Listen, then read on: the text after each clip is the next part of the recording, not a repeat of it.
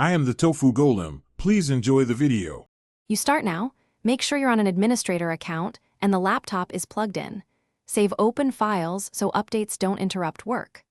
Once ready, press Windows key plus X and choose Device Manager to get straight to the system view.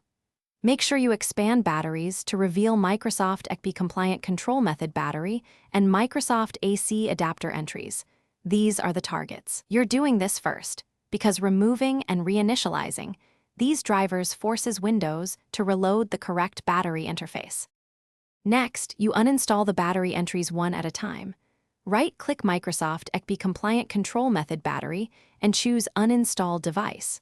Once done, go to Action, then scan for hardware changes so Windows can reinstall the built-in driver. This often fixes corrupt driver states. If Windows doesn't reinstall or the battery icon remains incorrect, you should download the OEM battery or chipset driver package and install it manually. Make sure it matches your model and OS version, because a mismatched driver can make things worse. Finally, restart your computer to finalize driver reinstall and allow the power subsystem to reinitialize. Many issues resolve after a reboot. Once booted, verify the battery entries in Device Manager and review power options. Then run power/battery report to generate a quick diagnostic summary.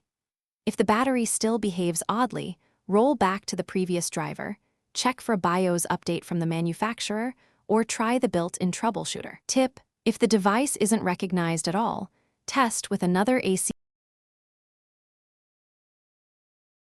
Thanks for watching. Consider subscribing if we helped you today.